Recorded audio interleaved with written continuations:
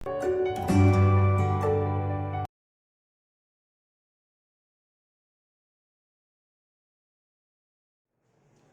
back student to the Triveni Memorial Senior Secondary School online classes. In the previous part of this chapter, name of the chapter is pollution of water and air. In the previous part, we have discussed about various aspects of air pollution.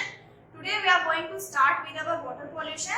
So let us firstly let us study what we can do in case of air pollution. How can we check or control or at least or we can prevent this air pollution. Okay. So, how can we reduce air pollution? There are many successful stories in our fight against the air pollution. For example, few years ago, Delhi was one of the most polluted cities in the world.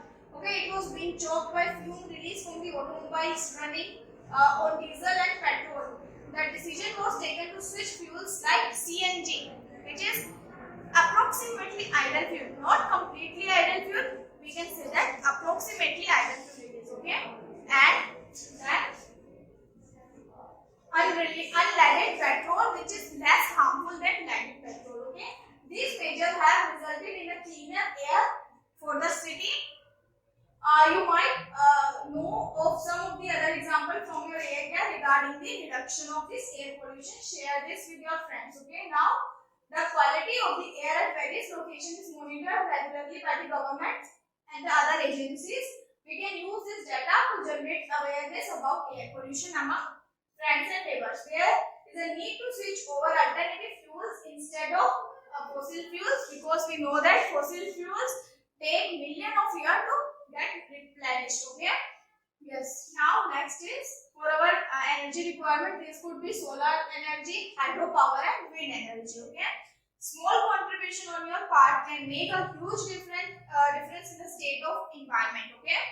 We can plant trees and nurture the ones already present in the neighborhood. Do you know about one also? When lakhs of trees are planted in July every year. Yes, to aware people regarding this thing. Okay, Bhujan very once happened to go to an area where some people were burning dry leaves. They started coughing because of entire area was full of smoke and carbon monoxide. Paheli thought it would be a better option to put them the compost pit rather than burning. But do you think? Of course, if we put them in the compost pit, it will get converted into manure, which we can again use for ourselves. But if we burn them, it will result in the air pollution. Okay, with that we are over with the air pollution. Now let us start the second part of this chapter, that is water pollution. In class 7th, you have learned about water is precious resource, right? Think and list the various activities in which we need water. We saw that water is becoming scarce due to increase in population, industries, agricultural activity. You also have studied how water become dirty after we use it for washing clothes, bathing. This means that we are adding some material to the water which spoil the water quality and change the smell and the color of the water. Okay, when we add something which will reduce the quality of this water, that will make that water unfit for drinking or at least unfit for using, then we can say that that water is polluted now, and the substance which we are adding is water pollutant. Okay, whenever harmful substance such as sewage, toxic chemicals, get mixed with water, the water becomes polluted. The substances that pollute the water are known as water pollutant, right? Now, how does water get polluted? So let us read out one case study of Ganga. Ganga is one of the most famous river in the India. It sustains most of the northern, central and eastern Indian population. Millions of people depend on it for their daily needs, daily activities, and for their livelihood also. However, recently a study by the Worldwide Fund for Nature, that is WWF, found that Ganga is one of the 10 most endangered rivers. Yes, rivers are also categorized into endangered and extinct also. Like we did this kind of categories with this, we maintain this kind of data for animals. We maintain same data for rivers also. Okay. Yes, the polluted level may have become rising for many years. We have reached this stage because the towns and cities through which the river flows through a large quantity of garbage, untreated sewage, dead bodies, also many other harmful things directly into the river. Okay. In fact, the river is dead at many places. Where the pollution levels are so high that aquatic life cannot sustain or survive in those places. So you can imagine it by yourself. Ambitious plan to save the river Ganga is known as Ganga Action Plan, was launched in 1985. It's still working.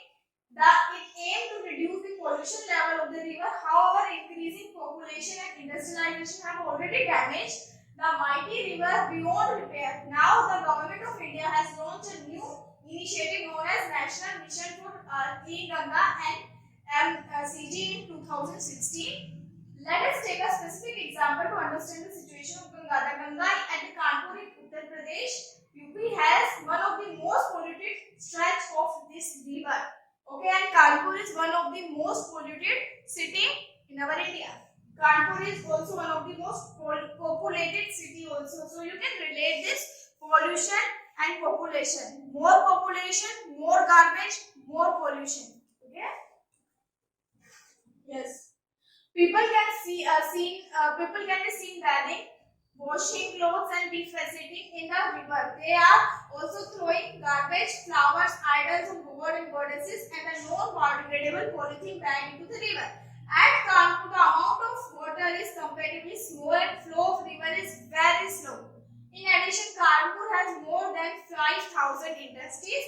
These include fertilizer, detergent, leather and paint industry. These industries unit discharge toxic chemical waste directly into the river. Based on above information, think of the following answer. What are the factors responsible for the pollution in the river? What step can be taken to restore that pollution? How would you dispose of garbage that will not affect the living organism in the river?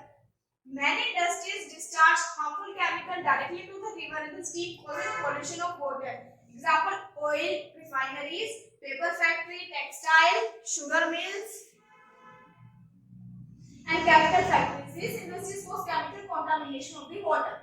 The chemical released include arsenic, lead and fluoride, okay, which can lead to the toxicity. After adding such pollutant, we cannot consume that water, okay. There are regulations to prevent this. Industries are supposed to treat the waste produced before discharging it into water, but quite often the rules are not followed. The soil is also affected by that. It will also cause soil pollution. We have learned in the chapter 1 that importance of pesticide and weedicide for the production of the crop. But at the same time, again we can say that they are friend and the foe, because they are helping for the production of the crop. But at the same time, however, all these chemicals dissolved in water and washed into water bodies from this field, they also seep into the ground water to pollute groundwater also. So yes. You have seen ponds which look green from the distance because they have a lot of algae growing in them. This is caused by excessive this quantity of chemical which get washed away from the field. This act as nutrient for algae. They will feed on it and they will grow in their size. They will divide. You know that algae divide by the fragmentation. The moment it will get all the nutrient, it will start dividing. Within a minute, within a few days, it will divide and it will cover up entire water body. Once this algae die, they serve as food for decomposers like bacteria. Okay, and load of oxygen in the water body used up by this result in decrease in oxygen level. So oxygen level will be reduced, and all the organisms which are lying below that layer will die. Okay. Now. Yes. Sometimes untreated sewage is thrown directly into river. It contains food waste, detergent, microorganism, etc. Groundwater can get polluted by that also. Water contaminated with sewage may contain bacteria, viruses, fungi, parasites which causes disease like cholera, typhoid and jaundice. Okay, the bacteria present in the fecals of mammals are indicator of quality of the water. If water has this bacteria, it means that it has been contaminated by fecal matter. Okay. If such water is used by us, it can cause various infections, various harmful diseases in us. Okay? Yes.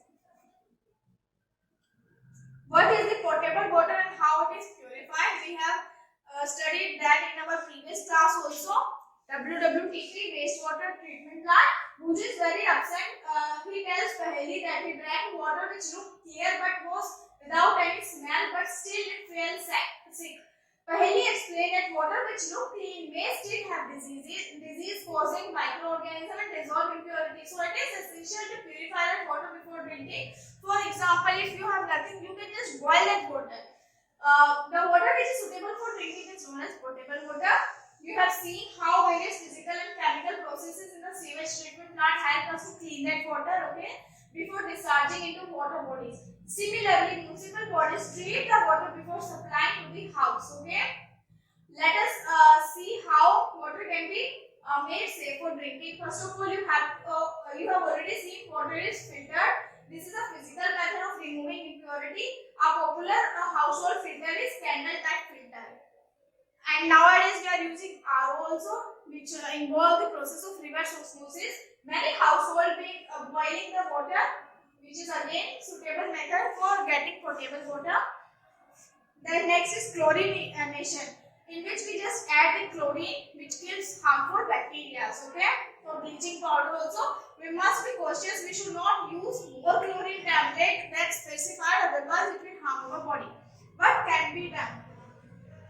So laws for industrial units should be strictly implemented so the polluted water is not disposed of directly into the water body.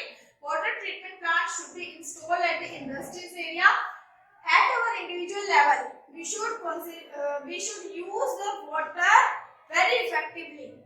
Okay, you know the 3 R's: reduce, reuse, and recycle. We should implement this mantra in our life. Okay. So we can think of creative ideas like using water for various purposes, okay?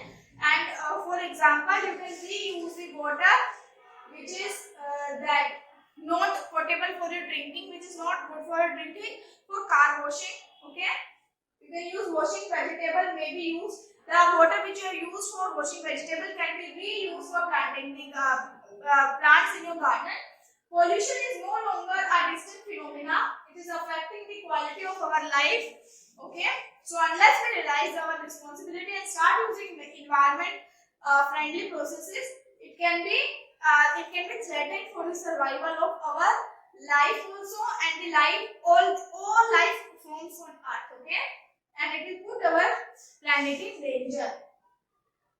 So with that we are over the chapter. Let us revise our exercise. What are the different ways in which water gets contaminated? By adding harmful chemicals from the industries, by adding untreated excreta, okay, or by the fertilizers or the chemicals which we use for agriculture.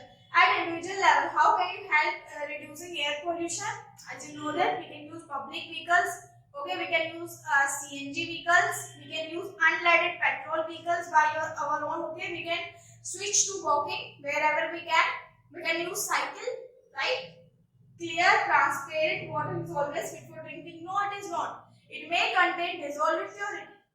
You are member of a municipal body of your town. Make a list of measures that would help your town to ensure supply of clean water to all the people of that area. This is a creative question. You should try it on your own. Okay, explain the difference between pure air and polluted air. Obviously, the pure air basically is the air which contains all the components which we have studied in our class 6, right? Which contain nitrogen, approximately 70% nitrogen, approximately 21% oxygen, and approximately 1% other gases. Okay, if the air contains such that percentage of various gases, it is clean air. But the moment other harmful substances reach up to the higher level in that air composition, and it will interfere with other air component, then we call it as polluted air. Explain circumstances leading to acid rain. Obviously, that the pollutants which are present in the air get dissolved in rainwater. It is known as acid rain. How acid rain affect us? it will bleach our skin, it will cause skin diseases, it will harm the life of animals, and in the same way it will harm famous monuments also, right? Important monuments. Which of the following is not a greenhouse gas? Carbon dioxide, then sulfur dioxide, methane, and then nitrogen. We can say that methane is not a out of which is not a greenhouse gas. Among this, sulfur dioxide is not a greenhouse gas. Okay. Sorry, nitrogen is not a greenhouse gas. Other than nitrogen, all are greenhouse gas. Describe the greenhouse effect in your own words. Again, you can describe it in your own word. Now, prepare brief speech on global warming. You have to deliver that speech in your class. Okay. Again, you have to do it by your own. Describe the threat of beauty of the Taj Mahal. We have discussed the various impact of air pollution and as well as the effect of acid rain also on Taj Mahal. Briefly, why does the increased level of nutrient in the water affect the survival of the aquatic organism? Increased level in nutrient will be the food for the algae. They will grow, and what will they will do? They will reduce the oxygen content of that water body, and then aquatic life forms will die in that particular water body. Okay. So with that, we are over with this chapter. So students.